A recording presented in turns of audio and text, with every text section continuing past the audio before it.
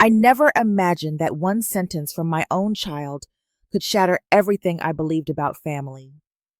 When he looked at me in a crowded restaurant and said, "You don't belong here. Go eat outside," I felt something inside me break forever. In that moment, I realized I was no longer his mother in his eyes, only an embarrassment he wanted to hide. Years of sacrifice, sleepless nights, and unconditional love meant nothing compared to his need to look successful. That night, surrounded by strangers, I learned the most painful truth of my life, and it was only the beginning. Before we dive into today's story, take a moment to share where you're watching from. We love seeing how our stories bring people together from every corner of the world. Your thoughts and comments are what make this community so special, and we're truly grateful to have you here. If you haven't already, don't forget to hit that subscribe button and turn on notifications so you never miss a new story filled with drama, resilience, and unexpected twists. Now, settle in, get comfortable, and maybe grab your favorite drink because this is a tale you won't want to miss. Let's get started. My name is Margaret Wilson, and I am 67 years old. I have lived most of my life quietly, without drawing attention to myself, without chasing applause or admiration. After my husband passed away from heart disease nearly 12 years ago, I learned how to survive on my own. At first, the silence in our small apartment felt unbearable. Every corner reminded me of his laughter, his footsteps, the way he used to hum while making coffee. Over time, I learned to live with that silence and even find comfort in it. I live in a modest apartment on the outskirts of Seattle. It is not large, and the furniture is old, but everything is clean and carefully arranged. Every morning, I open the curtains to let in the pale sunlight, water my small collection of houseplants, and prepare my simple breakfast. I do not own expensive appliances or fashionable decorations. What I have is enough, and for me, enough has always been plenty. I take the bus everywhere. Some people might see that as inconvenient, but I enjoy watching the city pass by through the window. It reminds me that life continues, no matter how quietly you choose to live it. I shop at discount stores, cook most of my meals at home, and save money whenever I can. Not because I am forced to, but because this lifestyle feels honest to me. It reflects who I am. 3 days a week, I volunteer at the community library. I help children find books, assist elderly visitors, and organize reading sessions. The library has become my second home. It is a place where people greet me by name, where I feel useful, where I know my presence matters. Sometimes, when I see a child's eyes light up after discovering a new story, I feel richer than any millionaire. Despite having friends in the community, there is a part of my life that always feels incomplete. That part is my relationship with my son, Daniel. Daniel is 42 years old and works as a marketing executive in the technology industry. He lives in a large house in an upscale neighborhood with his wife, Lauren. He drives a luxury car, attends business conferences, and socializes with investors and executives. From the outside, his life looks perfect. And for many years, I was proud of him. I still am, in many ways. But success changed him. Our phone calls became shorter. Our visits became rare. Messages that once carried warmth and affection turned into brief updates and polite responses. He was always busy, always tired, always rushing to the next meeting. I told myself it was normal. I told myself that hardworking people do not have much time. I made excuses for him again and again. Sometimes, late at night, I would sit by the window and remember the little boy he used to be. The boy who held my hand when crossing the street. The boy who cried when I worked late. The boy who promised he would take care of me one day. I remembered working 3 jobs after his father died, sleeping only a few hours a night, making sure he never felt abandoned. I never regretted any of it. A mother's love does not keep score. There were moments when I felt excluded, invitations that never came, family gatherings I heard about later, celebrations I watched from a distance through social media photos. Each time I felt a small sting, but I swallowed it. I believed that love did not need constant proof. Still, as I grew older, a quiet fear followed me, the fear of becoming invisible, the fear of growing old without truly being part of my son's life. I never said it out loud, but I carried it with me every day. One afternoon, as I was folding laundry, my phone rang. Daniel's name appeared on the screen. In that moment, hope filled my chest. Maybe, I thought, this was the beginning of something better. If you are still watching and feeling the emotional weight of this beginning, please comment number 1 below to let me know you are with me. The story is only starting, and what happens next will change everything. Now, let's move on to chapter 2. When Daniel called me that afternoon, I was standing near the kitchen window, folding warm laundry fresh from the dryer. The sound of my phone startled me, and for a moment, I hesitated before answering. I had learned not to expect too much. Still, when I saw his name on the screen, my heart lifted. He told me he wanted to take me out to dinner. He said he had just closed an important business deal and wanted to celebrate. His voice was calm and polite, but something about it felt distant, almost rehearsed. I chose not to question it. I told myself that grown children often sounded tired, that work drained warmth from conversations. I accepted the invitation immediately and thanked him more than once. After the call ended, I stood quietly in my kitchen for a long time. A small smile rested on my face. It had been months since we had done anything together. I imagined us sitting across from each other, talking the way we used to, laughing about small things, sharing stories. That image filled me with gentle hope. As the evening approached, nervousness began to replace excitement. I worried about how I would look. I worried about what I would say. I worried about whether I still fit into my son's world. I opened my closet and slowly examined each piece of clothing, touching the fabric as if it might give me reassurance. Finally, I chose my navy blue dress, the nicest one I owned. I ironed it carefully, smoothing every crease. I washed my hair, brushed it until it shone softly under the bathroom light, and applied a small amount of makeup, just enough to look awake, just enough to look respectable. Around my neck, I placed a simple silver necklace that had belonged to my husband. It made me feel protected, as if he were still watching over me. Before leaving, I checked the time 3 times.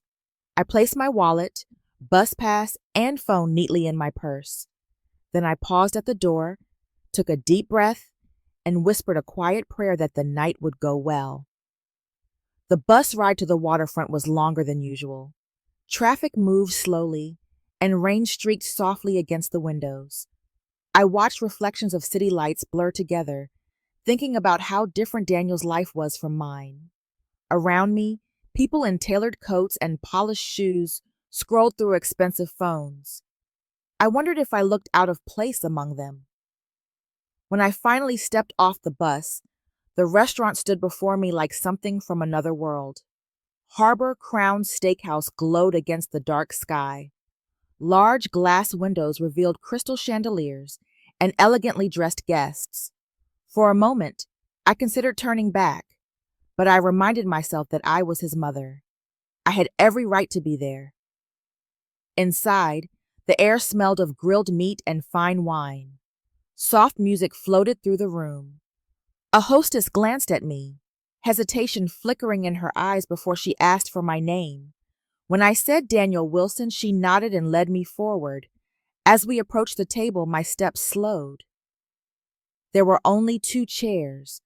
Daniel and Lauren were already seated, leaning toward each other, laughing quietly with people beside them. They did not notice me at first. I stood there, unsure of where to place myself, holding my purse tightly in both hands. A familiar feeling settled in my chest, that quiet, aching sense of being somewhere I did not quite belong. Still, I forced myself to move forward, hoping with everything I had that this was only a misunderstanding. If you are still here and starting to sense the growing tension, please comment number 2 below to show your support. What is about to happen will test every boundary of love and respect. Now let's move on to chapter 3. I walked toward Daniel's table with slow, careful steps, as if moving too quickly might shatter the fragile hope I was still holding. My purse felt heavier than usual in my hands, and my fingers tightened around its strap without me realizing it. From a distance, I could see my son leaning forward, laughing softly with the people beside him. He looked confident, relaxed, completely at home in that elegant environment. No one noticed me at first. I stood there for several seconds, waiting for Daniel to turn his head, waiting for Lauren to smile, waiting for someone to acknowledge my presence.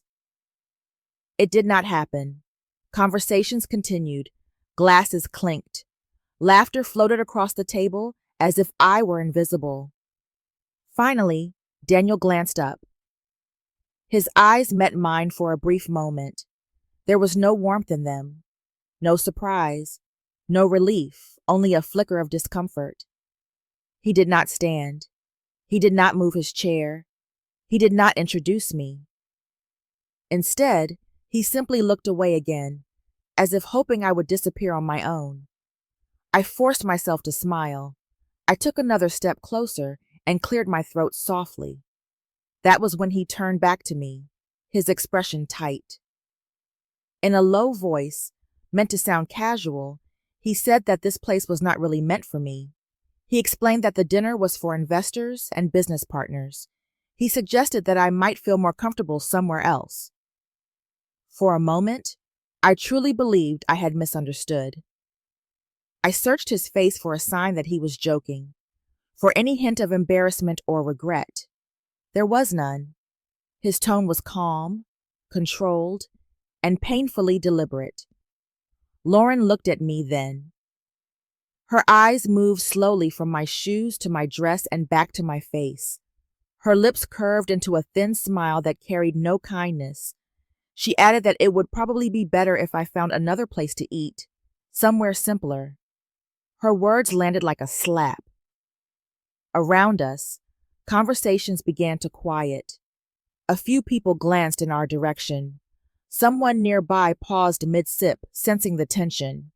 The air at the table shifted, growing heavier with every second. Daniel continued speaking. He talked about image, about reputation, about how important it was to appear successful in front of the right people. He said that I did not fit that picture. Each sentence cut deeper than the last. My cheeks burned. My ears rang. My heart felt as though it were shrinking inside my chest. I wanted to defend myself. I wanted to remind him of who I was, of everything I had done for him. But no words came. Instead, memories flooded my mind. I saw him at 5 years old, holding my hand as we crossed busy streets. I saw him at 12, sick with fever, crying quietly while I sat beside his bed all night. I saw myself working late shifts, skipping meals, stretching every dollar so he could have opportunities I never had. All of it had led to this moment, to being told that I did not belong. I wondered, briefly, if I had failed as a mother, if I had raised him to value appearances more than people, if my sacrifices had somehow taught him the wrong lessons. Lauren leaned back in her chair and laughed softly. She mentioned my bus rides, my modest apartment, my simple clothes. She said it as if discussing outdated furniture, something inconvenient and embarrassing. I felt dozens of eyes on me now. Pity, curiosity, discomfort. I wanted to sink into the floor. But I did not. I straightened my back. I lifted my chin. I took a slow breath and held it. Running away would have been easier. Pretending not to care would have been safer. But something inside me refused to break. I looked directly at my son. For the first time that night, I allowed him to see the pain in my eyes. And in that moment, I knew that staying silent was no longer an option. If you are still watching and feeling shocked by what just happened, please comment number 3 below to let me know you are still with me. The next chapter reveals truths no one was prepared for. Now let's continue to chapter 4. I stood there for several seconds after Daniel and Lauren finished speaking, feeling as though the air had been slowly pressed out of my lungs. Every instinct inside me urged me to turn around and leave, to escape the stares, to escape the humiliation, to protect what little pride I had left. But I did not move. I reminded myself that I was his mother. I had not come here to beg for acceptance. I had come because I believed we still mattered to each other. I took a slow breath and forced my shoulders to relax. Losing control would only give them another reason to dismiss me. With as much calm as I could gather, I tried to speak about ordinary things. I congratulated Daniel on his contract. I asked about his recent projects. I mentioned how proud I was of his dedication. My voice sounded distant even to my own ears, like it belonged to someone else. Daniel responded with short, distracted phrases. His eyes kept drifting toward his colleagues. He checked his phone twice while I was speaking. Each time, it felt like being quietly pushed aside. Lauren barely pretended to listen.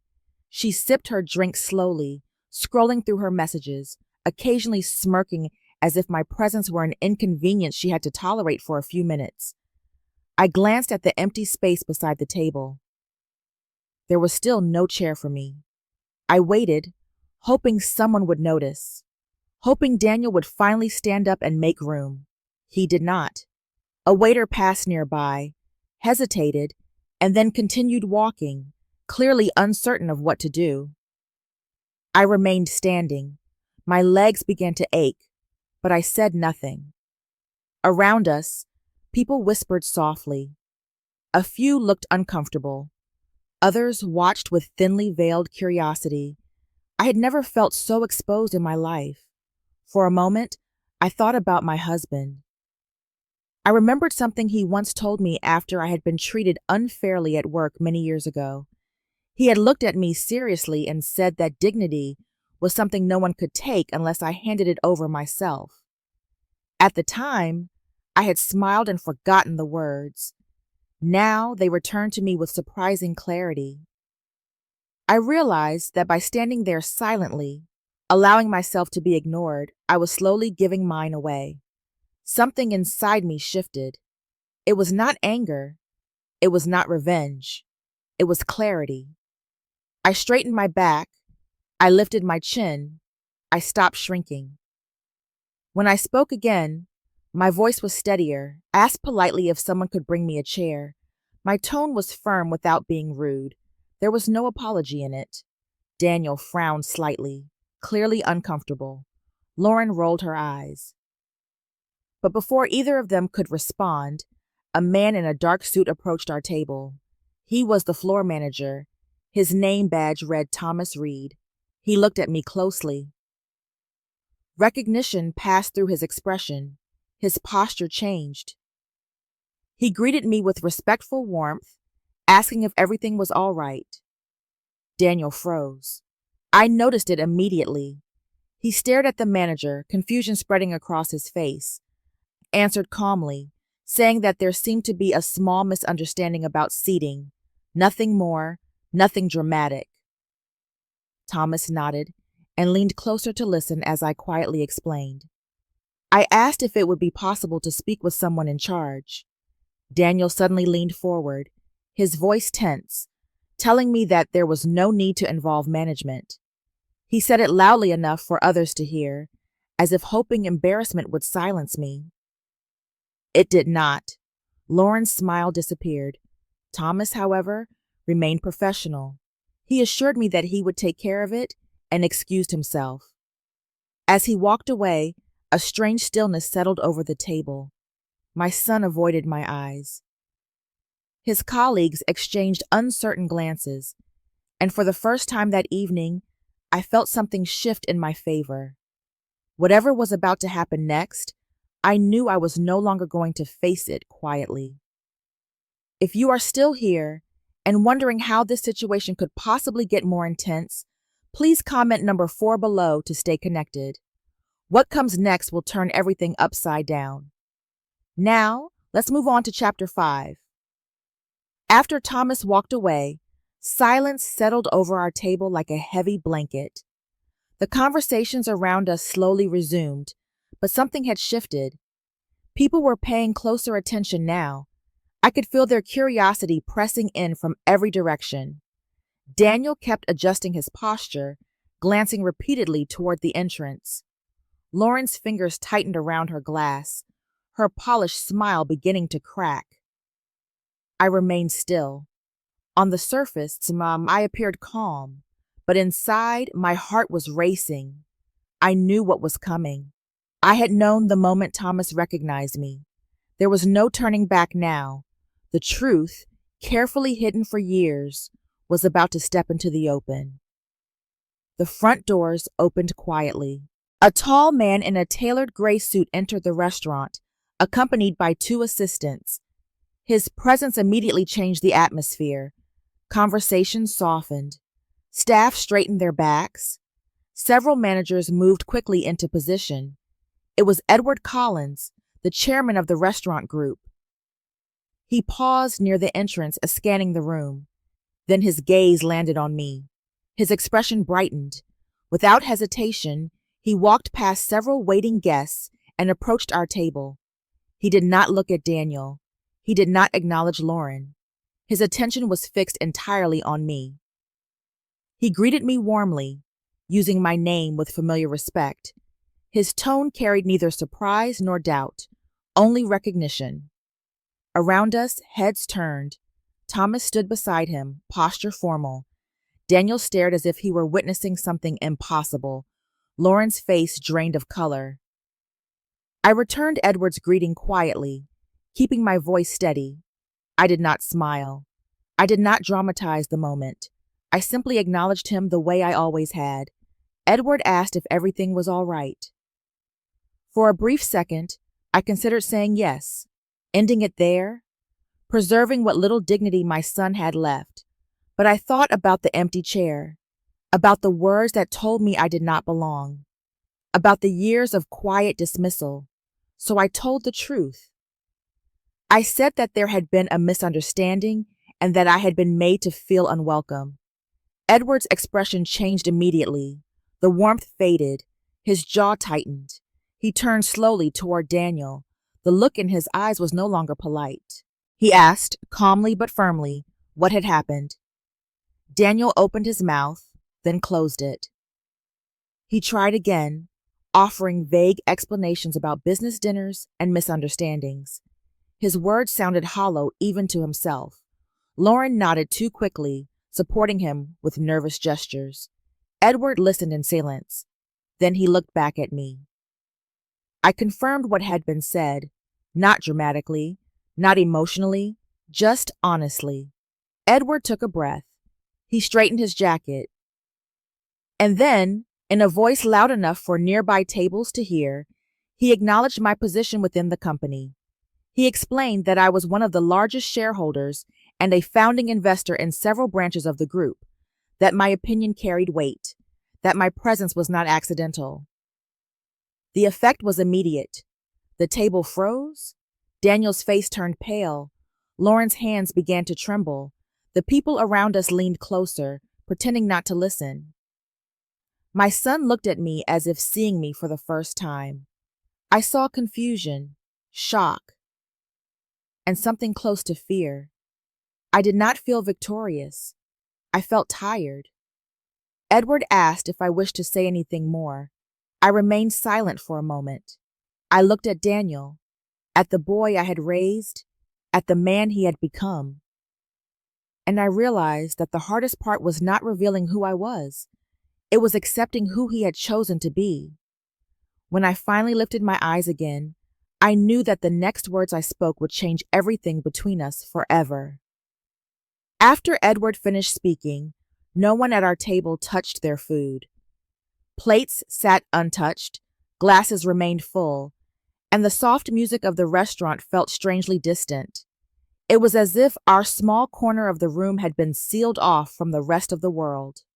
All eyes were no longer on the stage or the windows, but on us. Daniel stared down at his hands. Lauren pressed her lips together, struggling to control her breathing.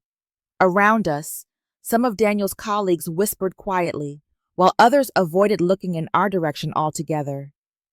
A few stood up and excused themselves, unwilling to remain part of what was clearly becoming a personal reckoning. I watched them all in silence. Inside, my emotions tangled together in ways I could not easily separate. There was disappointment, sadness, and a lingering sense of betrayal. Yet, strangely, there was no anger left. Anger required energy, and I felt too exhausted to carry it. Daniel finally looked up. His voice, when he began to speak, sounded unfamiliar to me, smaller, less confident. He tried to explain himself, saying that work pressure had changed him, that competition in his industry was ruthless, that he had only been trying to protect his career. He admitted that he had handled the situation badly, but he insisted that he had never meant to hurt me. As he spoke, I noticed how carefully he chose his words, how he avoided responsibility, how he still tried to preserve a version of himself that looked respectable. Lauren followed quickly, adding that everything had been a misunderstanding, that social expectations were complicated, that they had simply been overwhelmed. I listened without interrupting. I let them finish. While they spoke, memories rose quietly in my mind. Birthdays I celebrated alone. Holidays spent waiting for phone calls that never came. Invitations that arrived too late to matter. Messages that felt more like obligations than expressions of love.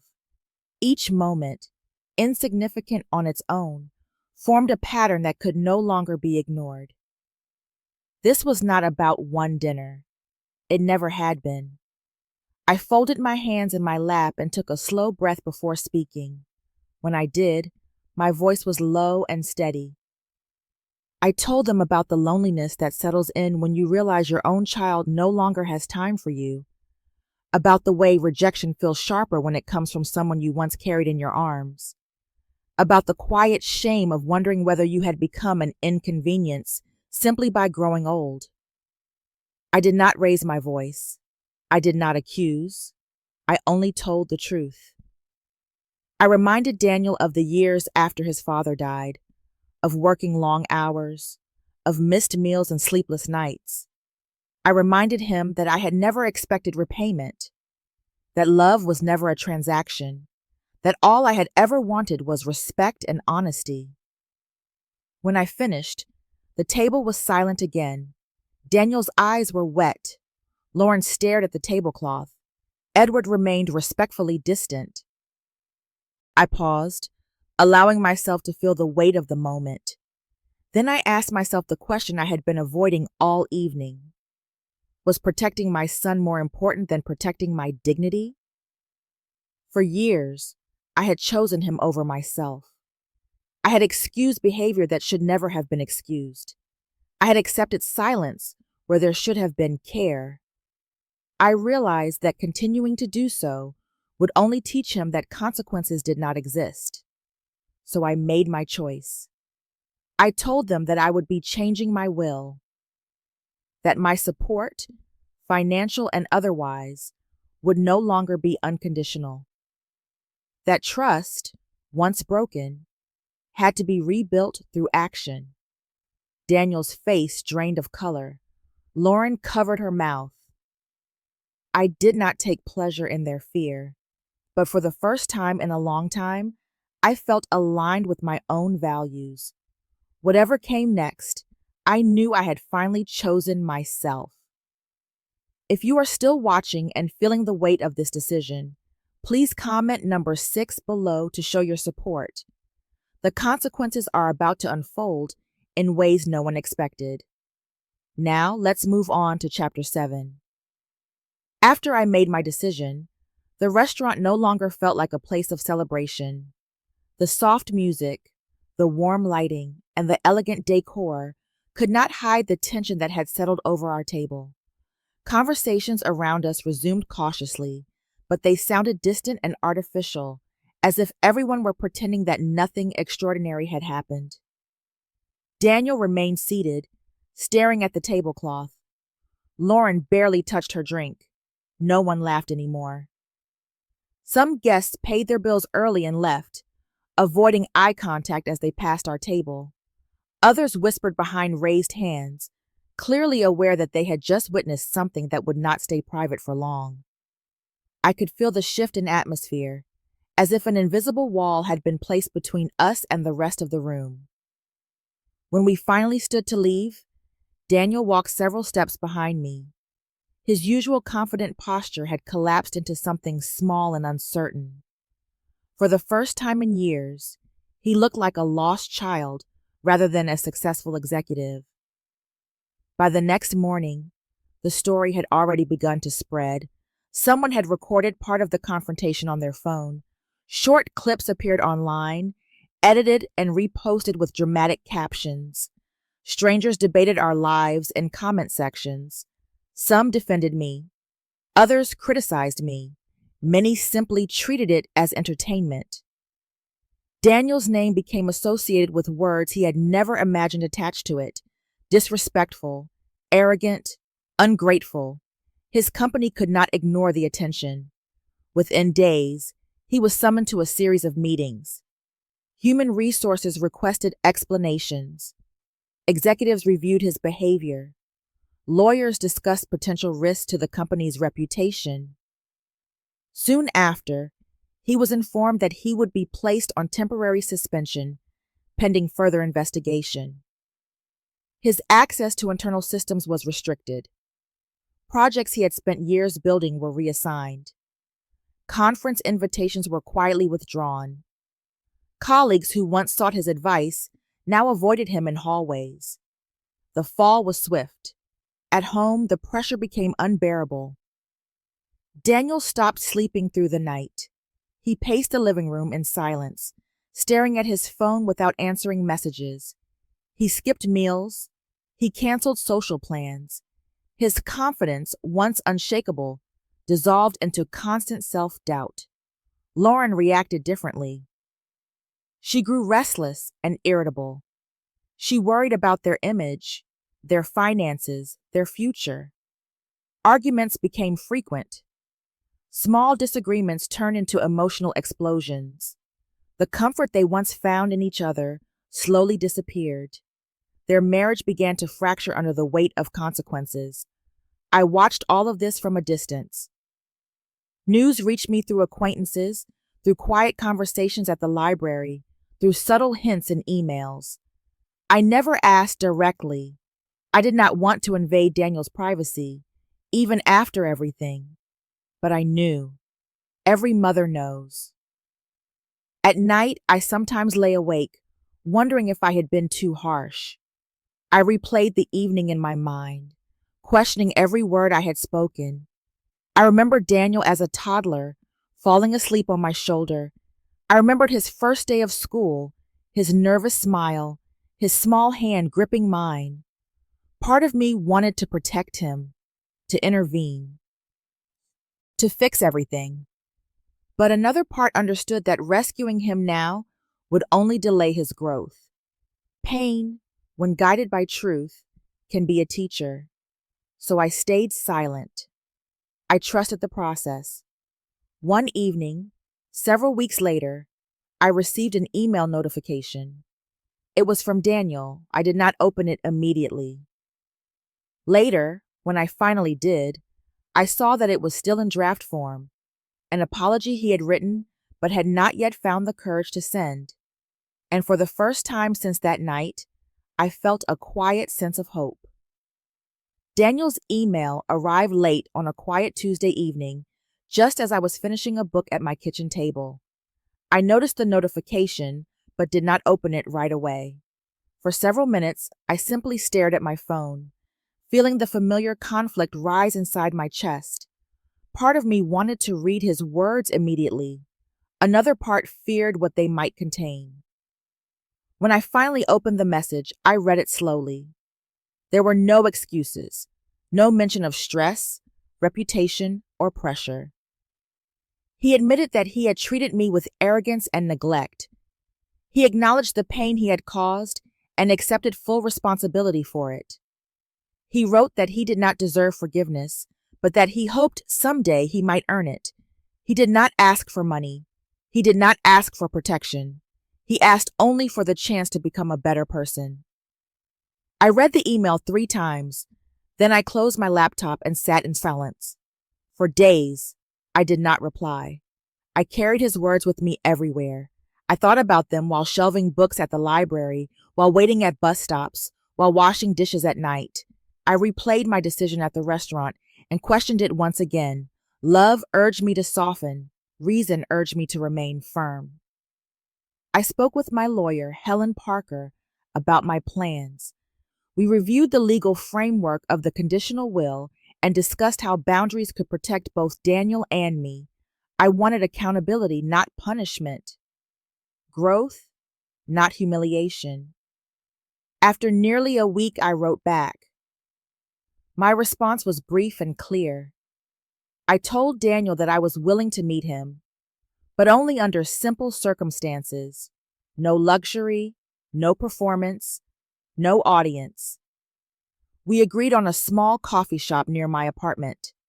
On the day of our meeting, I arrived early and chose a corner table. The cafe was modest and quiet, filled with students and elderly couples reading newspapers. It felt honest, unpretentious, and safe. Daniel arrived 10 minutes later. I barely recognized him at first. He wore plain clothes. His hair was unstyled. There were dark circles under his eyes.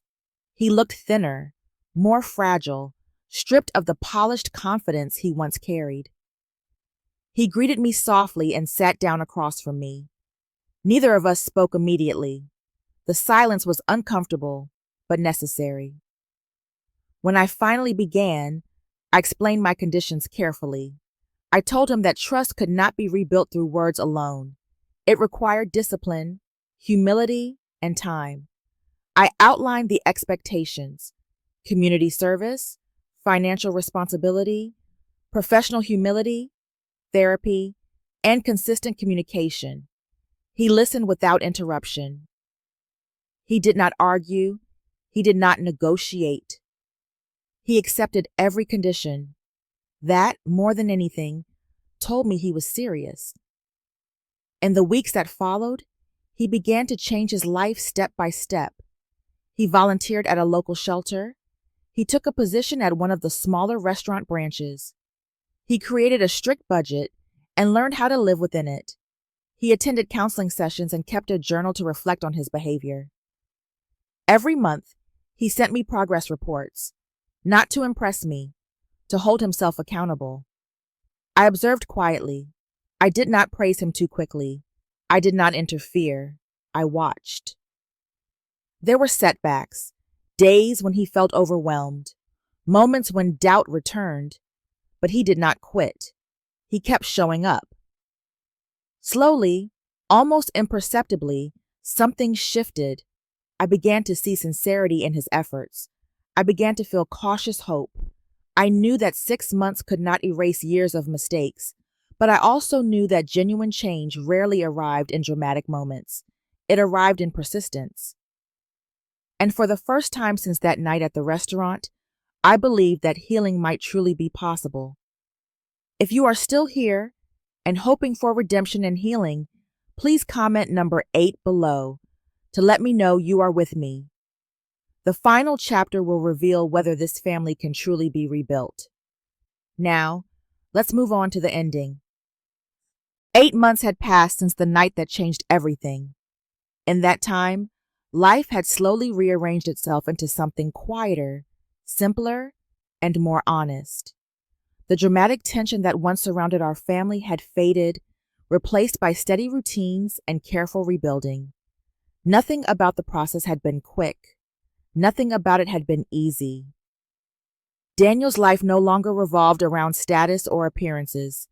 He worked at a small neighborhood restaurant, waking before sunrise to prepare for long shifts.